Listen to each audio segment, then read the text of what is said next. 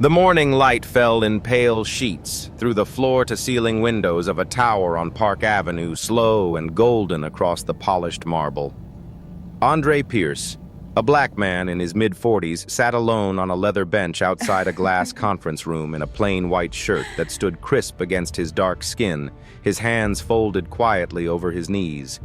No briefcase, no lanyard, nothing on him that spoke of power. Inside, beyond the tinted pane, a woman in charcoal silk tilted her head back in laughter, a soft, practiced laugh that did not quite reach her eyes. A pale blue glow rose behind her, some logo stretched wide across the far wall, too far for him to read, close enough for him to feel. The receptionist did not know his face. The executive assistant glanced at him twice, decided he was no one worth remembering, and walked on. 6 minutes. That was all it took. 2 weeks before the morning, he would sit on a leather bench in a tower that no longer remembered him. Andre Pierce stood at the kitchen counter of a colonial house on the outskirts of Boston, listening to the coffee maker tick and the sound of small feet pattering down the stairs. Caleb came first always. 6 years old, still in pajamas, printed with little blue rockets, his hair cow-licked from sleep. Lily followed 8, and already trying to be taller than her years, clutching a folded piece of construction paper tight against her chest. "Daddy," she said, "I drew Mommy, but don't look yet. I'm not finished." Andre crouched and kissed the top of her head. "I won't look." These were the hours that had become his religion. Waffles cut into squares. Caleb's milk poured to the exact line he insisted on, Lily's curls smoothed and braided each morning with patient dark hands that had once written the first lines of code for a company now worth $15 billion. 5 winters had passed since Andre had last sat behind a desk in Manhattan. 5 winters since Robert had squeezed his shoulder in a hospital bed and told him, voice rasping through the oxygen mask, that 2 small children could not afford to lose both parents. "Go home," Robert had said. "Go home and raise them. Diana will hold the line." Andre had believed him. Meridian Systems had been born in 2008 in a 1-bedroom apartment above a dry cleaner on Columbus Avenue, where Andre and Robert Bishop used to eat cold pizza at 3 o'clock in the morning and argue about whether a piece of software could actually change the way hospitals spoke to one another. They were 29 and broke. They were also, as Robert liked to say with a tired grin, stupid enough to think they could win. For the first 4 years, the company was nothing more than a clever idea stitched together by 2 friends too stubborn to quit. Then came the night in 2012 when a pharmaceutical giant offered to buy them out for a sum that would have made both of them millionaires many times over. Robert had turned the offer down over the phone without consulting anyone. That same evening, he drove his old Volvo to Andre's apartment, woke him up at midnight, and spread a stack of draft papers across the kitchen table. "I'm writing something into our charter," Robert had said. "Article 9, Section 2, a founder's clause. If anyone ever tries to sell this company in a way that betrays what we built it for, the majority founder can freeze the whole thing. No board vote, no committee one signature, and the deal dies." Andre had laughed. "Robert, go home. Go to bed." Robert had not smiled back. "There are doors you have to lock while your mind is still clear, because the day the traitor walks in, you won't have time to lock them anymore. You worry too much." "I'm not worried about today," Robert said. "I'm worried about the day you're not here to worry for yourself." The mission that Robert had been so desperate to protect did not yet exist in its final form. That came in 2020, the year the world held its breath and the year Andre's held its last. Hannah was 34. Lily was 2.5. Caleb had been in the world for 6 months and had not yet spoken his first word. The pain in Hannah's back that she had blamed on carrying the baby was not a strained muscle. It was not a pulled ligament. By the time the 3rd hospital ran the right panel of tests and the words "pancreatic cancer" appeared at the top of a page, 3 different medical systems had looked at 3 different fragments of her chart without ever once speaking to one another, and the tumor had decided the rest. In the last hour of her life, in a room on the 14th floor of Beth Israel, Andre had taken Hannah's hand in both of hers. Her grip had been very light, her voice lighter still. "Don't let this happen to anyone else," she said. Promise me. Meridian had been a profitable company before that night. After it became something else. Andre and Robert rebuilt the core product from the foundation up an interoperable record system that forced hospitals to speak the same language whether they wanted to or not. Within 3 years, 19 of the 20 largest hospital networks in the country were running on it. The company crossed $10 billion in valuation and kept climbing. Then 1 year after Hannah's funeral, Robert collapsed in the parking garage of the Meridian headquarters. A massive stroke, the doctor said. He lingered 4 days. On the 3rd day, when his speech had come partly back, he had asked for Andre alone in the room. "The kids need you more than this company does," he said. "Promise me. Give the operations to Diana. She's ready. She's been ready." Diana Whitmore had been Robert's protege since 2011, pulled from a mid-tier consultancy because, in Robert's words, she saw around corners. She was brilliant. She was disciplined. By every measurable metric, she was the right choice. Andre had kept his promise. He moved his children to Boston, set up the Meridian Foundation out of a small office above a bakery in Cambridge, and walked away from the tower on Park Avenue without once looking back. 5 winters. Waffles cut into squares. Lily's braids. Caleb learning to ride a bike on the sidewalk, falling, getting up. There is something we do not say enough about the men and women who step away from the towers they have built to be home for their children. We call them retired. We call them tired. In the cruel shorthand of the corporate press, we sometimes call them lost. We are wrong about most of them. The bravest thing a person can do is sometimes the smallest. To choose on a Tuesday morning the boy in pajamas printed with rockets over the boardroom on the 42nd floor. The world will not always notice these years. The child always will. The email arrived on a Tuesday. Andre was at the kitchen table reviewing a grant application for a children's cancer program in Detroit when the notification chimed on his laptop. No sender name, no signature, only a subject line, 4 words long. "They think you've let go." The attachment was 47 pages internal. Meridian financials that did not match the public filings, a draft acquisition memorandum from PharmaCorp Global, the pharmaceutical conglomerate currently being sued by 4 state attorneys general for raising the price of insulin by 600%. Personal compensation schedules naming Diana clears throat. Whitmore and the chief financial officer Richard Blackwood as the recipients of $180 million in combined bonuses payable upon the closing of a sale priced $4 billion below the company's own valuation. Andre read the document twice. Then he closed the laptop, walked out into the backyard, and stood in the cold for a long time without a coat. For 2 weeks, he said nothing. He drove the children to school. He made dinner. He ran the numbers through 3 independent auditors under separate non-disclosure agreements, each unaware of the others. He pulled 2 years of internal board minutes through a law firm he had kept on a quiet retainer since the company went public. There is a pattern that anyone who has watched mission-driven companies long enough learns to recognize. In year 1, the founders speak of users as people. In year 5, the new leadership speaks of users as customers. By year 10, someone in a polished room has begun to call those customers a market. By the time the language has changed 3 times, the original promise is no longer in the room. It has been filed somewhere in the archives, in a charter no one reads behind a clause no one remembers. And then one morning, an email arrives in the inbox of the one man who still does.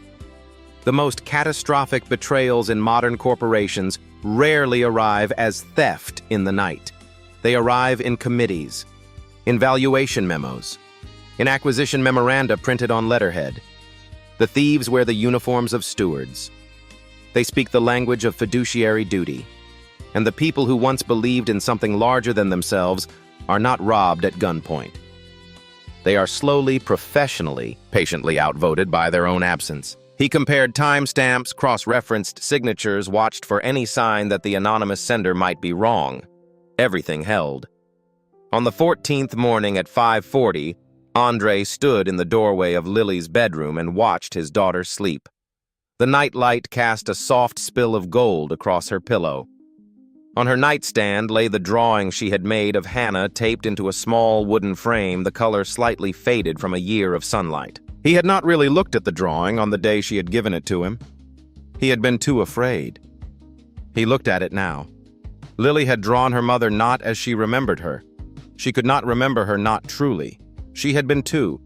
But as she had assembled her from photographs and bedtime stories, a woman with long brown hair, green eyes, and a small scar above her left eyebrow that Andre had once told her came from falling off a bicycle in the 4th grade. In the drawing, Hannah was holding a tiny heart in her cupped hands, and above the heart, in careful crayon letters, Lily had written, "For everyone."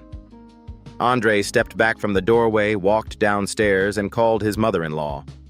By 7:30, she was at the house with an overnight bag. By 8 o'clock, he was on a private charter out of Norwood Field. By 10:15, he was stepping out of a town car onto the sidewalk of Park Avenue in front of a glass tower that rose 60 stories into a sky the color of brushed steel. He wore a plain white shirt. He carried a worn canvas satchel with a single thin folder inside it, and in the inside pocket of his coat, a thumb drive holding everything. No briefcase, no lanyard, nothing on him that spoke of power. The revolving doors were the same. The marble floor was the same. The scent of the lobby lemon polish and something faintly floral from the arrangements at the security desk was the same. The wall behind the reception counter was not. Once, 2 brass plates had hung there side by side catching the morning light. Founded by Andre Pierce and Robert Bishop, 2008. Now there was 1 plate larger, polished to a mirror shine. A decade of leadership under Diana Whitmore. Andre stood in the middle of the lobby for perhaps 10 seconds. Then he walked to the reception desk. The young woman behind it looked up with the bright, rehearsed smile that companies of a certain size trained into their front staff. Her eyes scanned him. The dark skin, the shirt, the empty hands, the weathered satchel, and the smile cooled a single degree. "Good morning, sir. Do you have an appointment? I don't. I need to see Diana Whitmore." "I'm sorry, Ms. Whitmore is in a closed session all morning. Is there someone else who can help you tell her Andre is here?" "Andre. Just Andre. She'll understand." The receptionist's smile thinned further. She lifted a receiver, murmured something into it, and set it down. A minute later, a young man came briskly across the lobby in his early 30s in a slim navy suit with a pocket square folded too precisely. He did not offer his hand. "I'm Tyler Brooks, executive assistant to Ms. Whitmore. I understand you asked for her by name." "I did." Tyler's eyes performed the same quick survey the receptionists had. The shirt, the hands, the absence of every small signal that men in this building had been trained to recognize as power. "May I ask your relationship to Ms. Whitmore? I used to work here." The smallest of smiles, the kind that was not a smile at all. "I see. Ms. Whitmore is in the middle of a very important meeting. If you'd like to leave your contact information." "I'll wait." "Sir, I really must." "I said I'll wait." A beat of silence lay between them like a thin sheet of glass. Then Tyler gestured with the crispness of a man escorting a delivery driver toward a row of leather benches along the hallway that led to the executive floor. "You're welcome to sit. But I can't promise she'll be available." "That's fine." Andre walked down the hallway. At the far end, through a wall of tinted glass, he could see the long conference table and the woman in charcoal silk standing at its head. Behind her on the far wall, a pale blue logo glowed against the dark. PharmaCorp Global. He could turn around now. He could step back into the town car, call his attorneys from the seat, file an emergency injunction in a Delaware court by noon, and drag the whole thing into a 6-month war fought on paper while the sale closed somewhere above his head. Or he could sit on that bench and let the next 6 minutes decide the rest of his life. Andre walked to the bench and sat. The bench was cold beneath him. He could feel the chill of the leather through the thin cotton of his shirt. The overnight air of the building not yet warmed by the long climb of the morning sun through the eastern windows. From where he sat, Andre could see the length of the glass corridor, the tinted wall of the conference room at its far end, and beyond it, the vague blue movement of bodies. He did not recognize executives in dark suits leaning forward, leaning back, the small choreography of agreement. A minute passed, then another. No one looked at him. A woman with a tablet under her arm walked by without turning her head. Two engineers went past carrying paper cups of coffee, laughing about something that had happened in a staff meeting that morning. A man in shirt sleeves adjusted the knot of his tie as he passed, caught his own reflection in the glass beside the bench, and kept walking. To all of them, Andre was furniture. A vendor waiting for a signature. A building contractor sent to measure something. A nobody. Tyler Brooks reappeared once. At the far end of the corridor, said something to a colleague and glanced over with a small crease of irritation between his eyebrows, as if wondering why the nobody on the bench had not yet done the polite thing and given up. Then he turned and walked the other way. Andre took his phone from his pocket and checked the time. 10:23. The screen lit beneath his thumb and the lock image bloomed open the way it always did. A photograph he had taken 3 Sundays ago from the kitchen doorway, the one he could not bring himself to change. Lily sat cross-legged on the living room rug in a patch of late morning sun, a plastic toy comb in her hand, working very seriously at Caleb's hair. Caleb sat in front of her legs, splayed mouth wide in a gap-toothed laugh at something Andre had said just before the shutter clicked. Behind them on the coffee table, a half-finished puzzle of the solar system, Pluto still missing from the corner. At the top of the screen, a banner had slid into place in the last half hour. A text message. "Mr. Pierce, this is Miss Lawson from Caleb's class. He asked me this morning when Daddy is coming to pick him up today. I told him Daddy is on a short trip. I hope you can come home soon.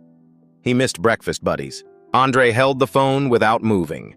Beyond the glass inside the conference room, a woman in charcoal silk laughed at something a man to her left had said. On the pale wall behind her, the PharmaCorp Global logo glowed in soft blue, stretched wider than a man stood tall. A pharmaceutical company that 4 state attorneys general had only that January jointly sued for raising the price of insulin by 600% over a 4-year period. A company whose CEO had said in a deposition transcribed and leaked the previous spring that the American diabetic population was, and he had used this exact word, a market. That was the logo sitting at the back of the room where Hannah's promise had been written into a company charter. Andre put the phone back in his pocket. And because there was nothing else to do with the weight that had just settled across his chest, he let it rise and let it take him where it wanted to go. He was 12 in his grandmother's small kitchen in a part of Atlanta the city had since erased, watching her grade papers at midnight under a single yellow lamp because she had taught 4th grade for 30 years, and he was the first child in his family to be heading anywhere near a college application. She had looked up from a stack of essays, once set down her red pen, and said very quietly, "Andre, baby, you remember this. The work a black man does in this country has to be twice as good and half as proud. Twice as good for them, half as proud so that when the day comes that they take it from you, you don't lose yourself with it." He had been too young to understand the second half of that sentence. He understood it now. He was 29 again in a 1-bedroom apartment above a dry cleaner, and Robert was at the kitchen table at 2 o'clock in the morning, eating cold pizza straight from the box and saying, "There are doors you have to lock while your mind is still clear." He was 41 and Hannah's hand was lighter than paper in his own. And she was whispering something he would carry for the rest of his life. He was 42, standing in a parking garage in the rain, watching paramedics wheel his best friend into an ambulance. And he was 43 4 days later, listening to Robert make him promise to go home to his children. And he was this morning crouched in a doorway with the nightlight still on in an 8-year-old's bedroom looking at a crayon drawing that said in careful letters above a small red heart, "For everyone." There is a question that follows certain kinds of fathers their entire lives. The ones who left something important to be home. Was it worth it? Was the cereal worth the empire? Was the school drop-off worth the meeting you would have led? There is no honest answer that is also a comforting one. What is true is this. A child does not remember whether you were the chief executive of anything. A child remembers who was in the kitchen at 6 in the morning. A child remembers whose hands braided their hair. A child remembers the sound of which voice said goodnight.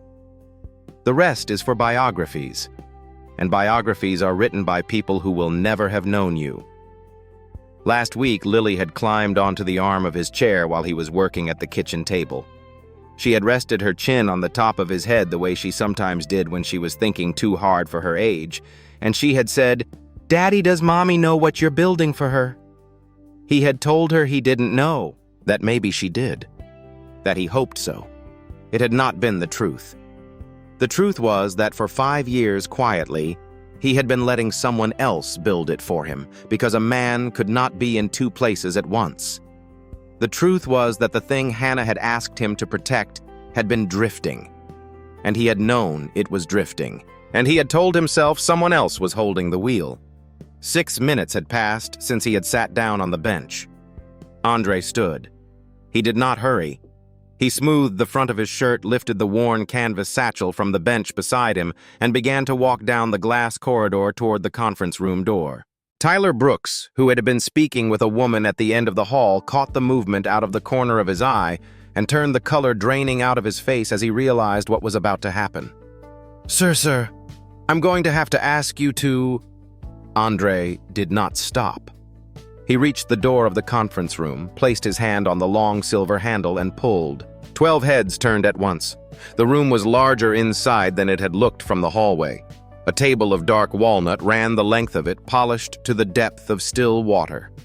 Around the table sat the senior leadership of Meridian Systems, and at the head of it, still on her feet, because she had been addressing the room when the door opened, stood Diana Whitmore. She was 48, and she wore her age the way certain women learn to as an advantage rather than a weight. Her dark hair was pulled back into a low knot. Her silk blouse was the color of wet stone. A thin gold chain lay flat against her collarbone. In her right hand, she held a laser pointer she had not yet lowered. For perhaps a second, she did not recognize him. Then she did. To her credit, she did not flinch. Her expression did not change by any measure a stranger would have noticed. Only the small muscle at the hinge of her jaw tightened, and her grip on the pointer went very still. Andre. Diana. Behind him, Tyler had reached the doorway and was hovering there with both hands raised, caught between propriety and panic. "Miss Whitmore, I'm so sorry. I tried to..." "It's all right, Tyler. Should I call?" "Close the door, please."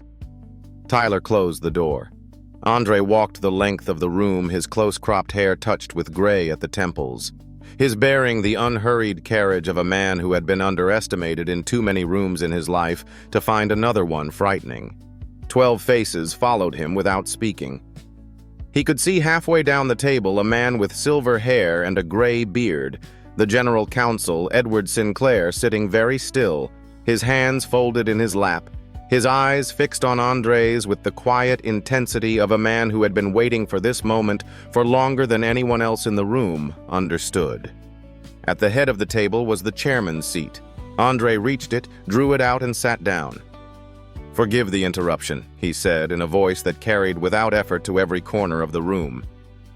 "I'm Andre Pierce.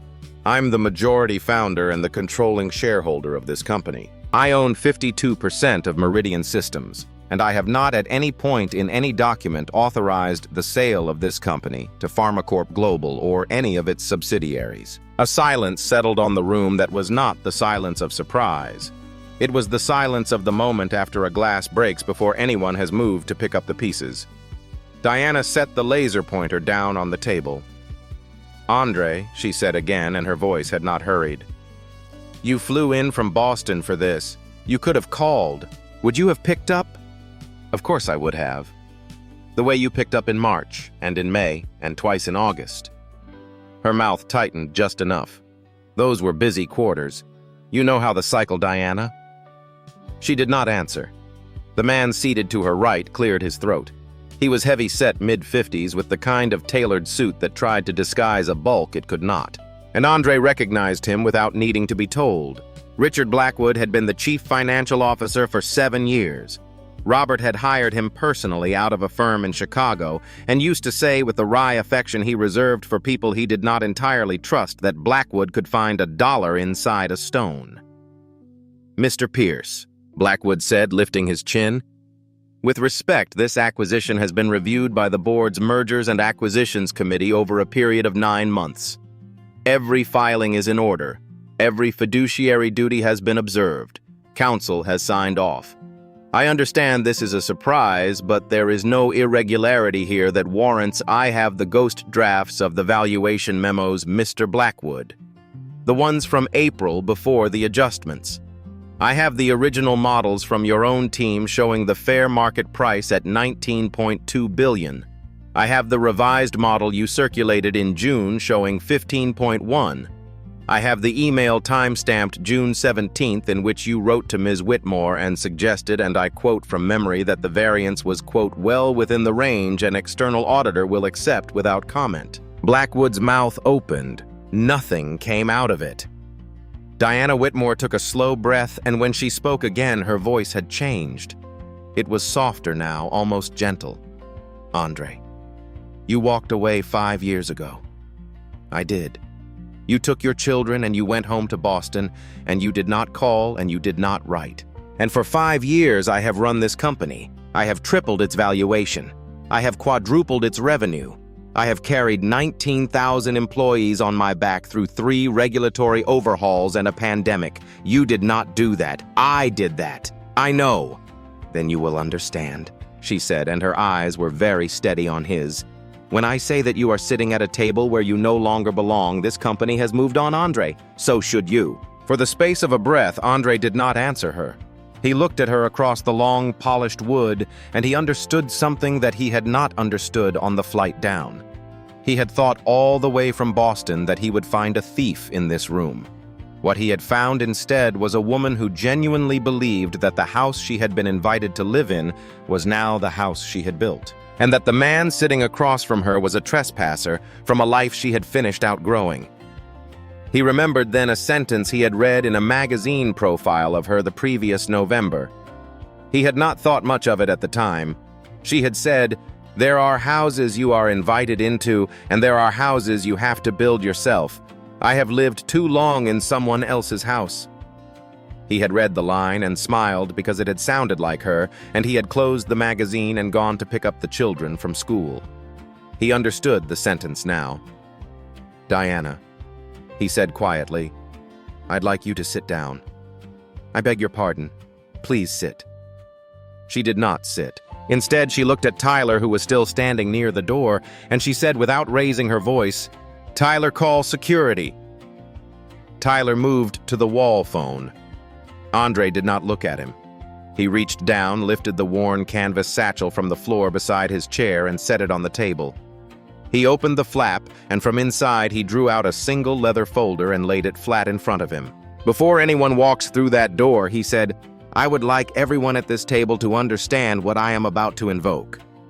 In the original Articles of Incorporation of Meridian Systems, as filed in Delaware in 2008 and amended in 2012, there exists a provision called the Founders Clause, Article 9, Section 2. It was drafted by Robert Bishop with the assistance of counsel in the aftermath of a hostile acquisition offer that year. Its language is very specific. In any event in which the company's executive leadership enters into a transaction that materially violates the founding mission of the company, or in which any self-dealing by executive leadership can be shown to the detriment of shareholder interest, the majority founder retains unilateral authority to suspend all pending executive decisions and assume temporary operational control of the company without a vote of the board. 2 heads at least turned toward Edward Sinclair. The general counsel did not move. He did not need to. His small, tired nod across the length of the table was enough. Andre picked up the conference phone in the center of the table, dialed an internal extension from memory, and turned the speaker on. A woman's voice answered on the second ring. "Corporate Secretary's office. Patricia Sullivan speaking." "Patricia, it's Andre Pierce." A silence came down the line that was not quite a silence. Then quietly, "Mr. Pierce, it's been a long time."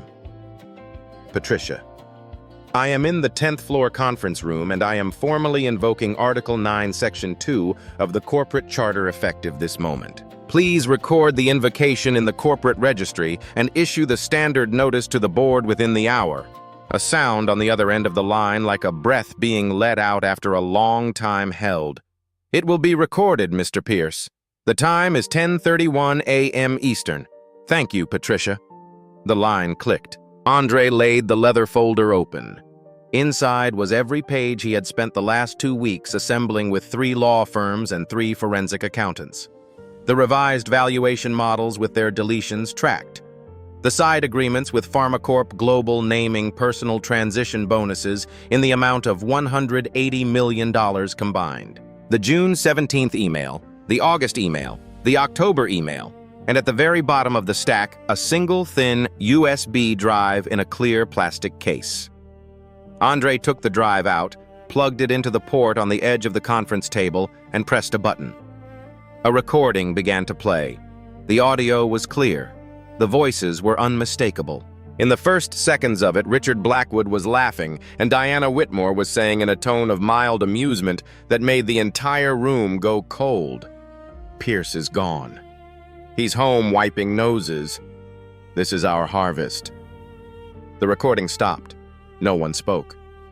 Andre looked down the length of the table at the woman in charcoal silk, who had not sat down, whose face had not moved, whose hands rested flat against the polished walnut, as if she were holding the room in place by pressing down on it. "Diana," he said, "you met Hannah once at the Series B dinner 2011. You sat next to her. Do you remember what she said to you?" Diana Whitmore did not answer.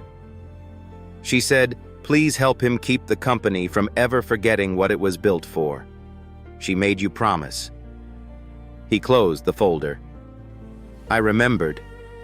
And then, because there was nothing else to say that would not be cruelty, he said the last of it flat to the room without raising his voice. Effective immediately, Diana Whitmore is relieved as Chief Operating Officer of Meridian Systems.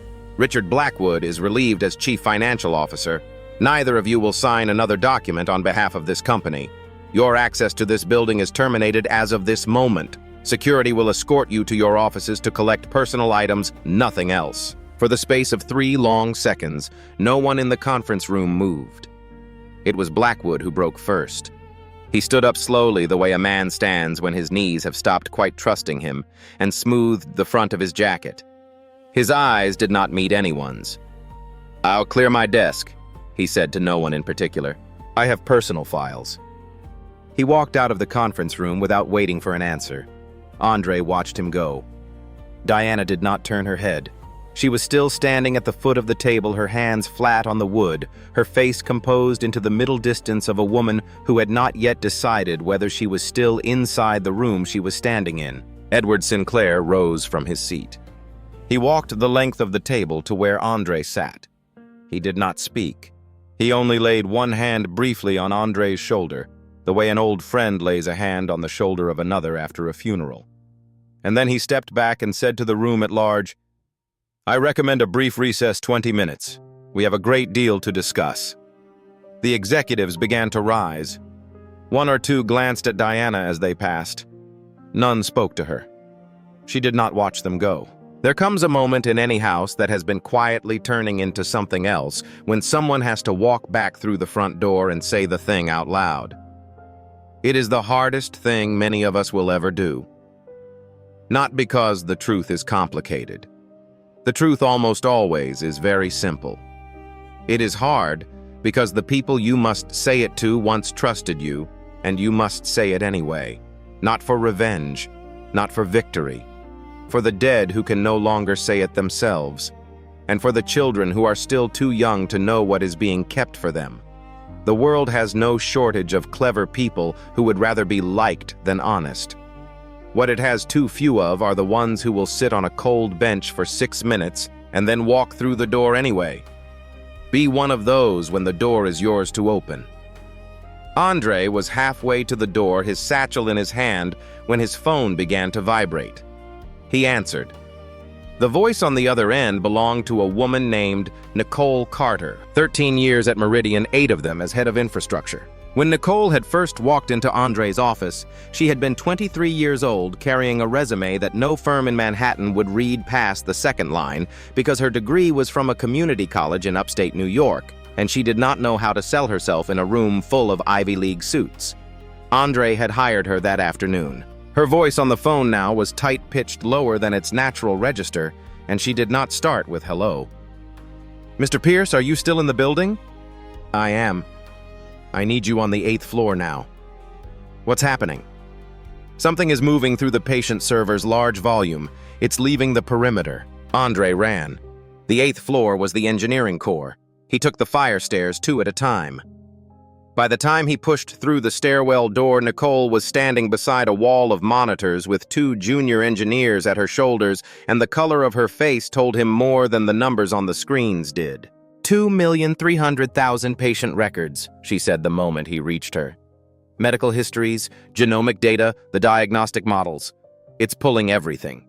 Someone activated a remote mirror protocol about 6 minutes ago. Destination, a staging server registered to a holding company in Delaware. The holding company traces back in 2 hops to PharmaCorp Global. Andre looked at the screens. The progress bar on the nearest one stood at 17%. How long? At this rate, 90 minutes from start to finish. We've lost about 9 so far. I can call the police. I can call the FBI Cyber Division. Either way, we're looking at hours before anyone arrives with the authority to act. By the time they do, it's gone.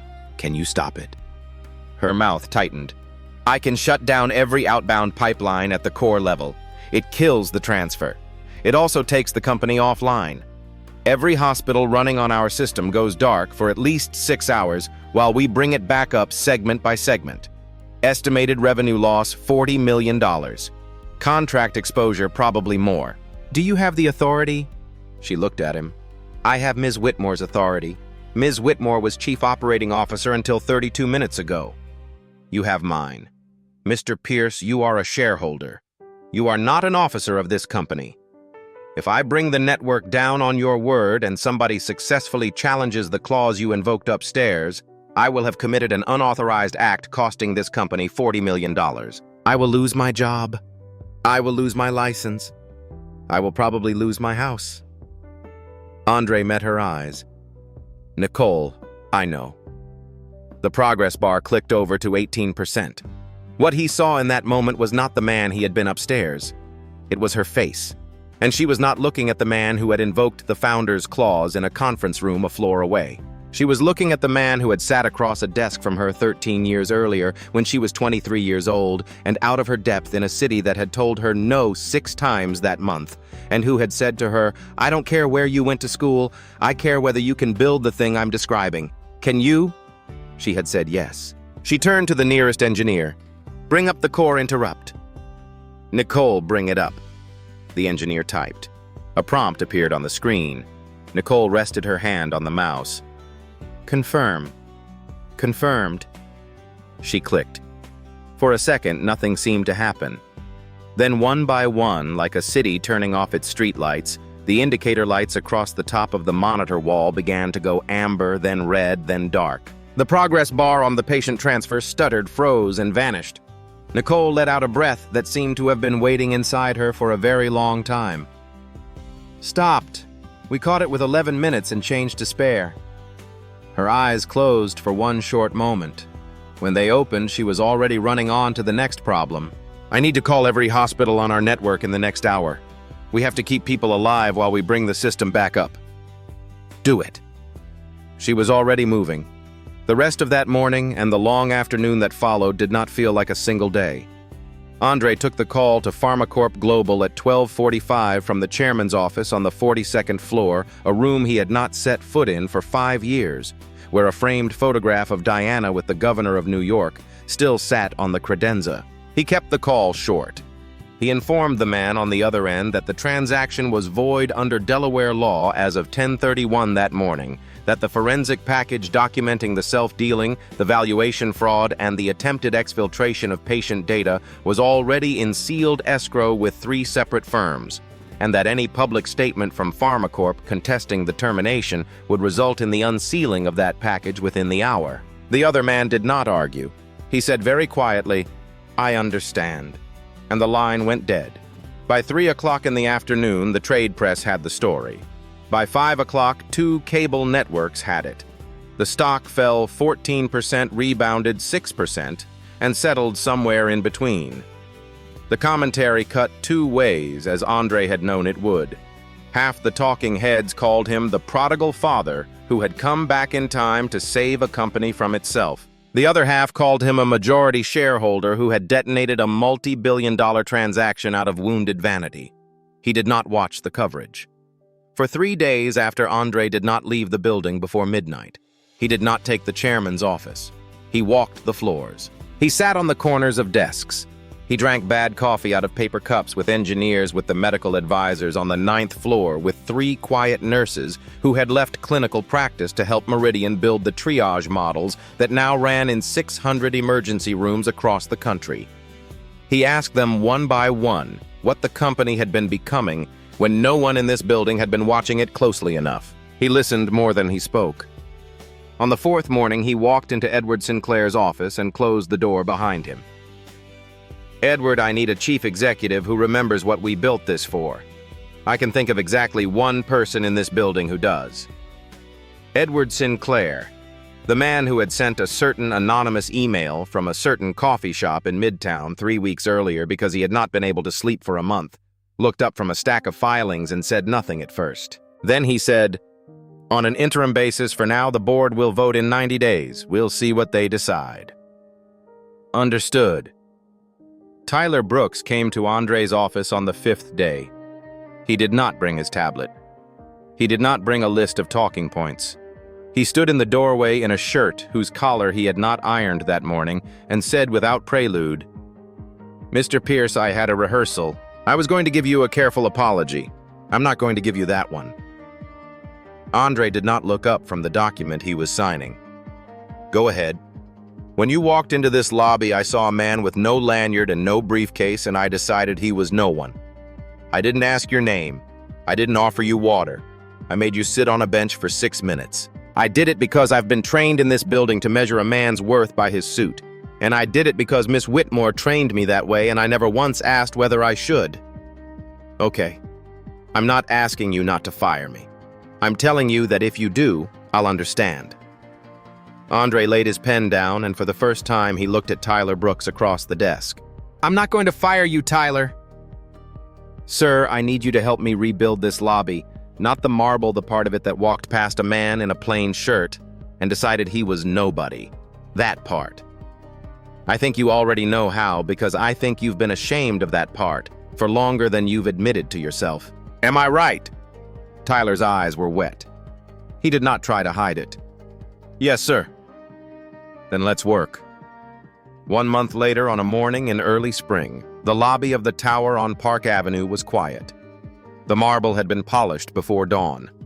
The light that fell through the tall windows was pale and slow and lay in long, pale stripes across the floor. On the wall behind the reception desk, a single plate had been taken down and 2 had been mounted in its place. Not the old ones, new and matte brass, the font restrained. The first read, "Founded by Andre Pierce and Robert Bishop, 2008. Technology in the service of human beings." The stock had closed the previous afternoon at 9% above its prior all-time high. Andre stood in front of the plate in silence. He had not come to the office that morning expecting to do so. He had been on his way out of a meeting on the 42nd floor, and the elevator had set him down without his asking on the ground. A young man came in through the revolving doors. He was perhaps 25. He wore a badge on a lanyard that looked new. He stopped a few feet from the wall, read the plates, and then turned and saw Andre standing there, and for a moment he did not quite know what to do with his own face. "You're Andre Pierce." "I am." "I started 2 weeks ago. I turned down a job at Google for this one." The young man's hands had found each other in front of him, the way hands do when a person is trying very hard not to say the thing they most want to say, and is about to say it anyway. "My little sister had a misdiagnosis when she was 7. 4 hospitals. Nobody talked to each other. She's okay now. She's in college. But I grew up hearing that story, and then I grew up hearing about your company, and I just wanted to say I took this job because of what you built. And when I told my mother I'd accepted, she cried. She's from Birmingham. She said it meant something to her that the man whose name was up on that wall looked the way you look. She said her father would have liked to have lived to see it." Andre did not answer right away. He reached out instead and let the tips of his fingers rest against the raised letters of the name beside his own, and held them there long enough to feel the shape of it.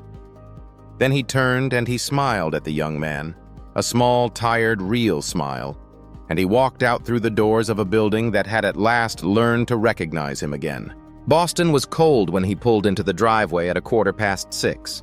Lily was on the front steps, a box of colored pencils open beside her, a sheet of drawing paper held flat against her knees. Caleb was in the front yard, charging in an enormous circle around the maple tree, with a neighbor's golden retriever barking joyfully at his heels. Somewhere above the roofline, the last of the evening light was turning the color of honey.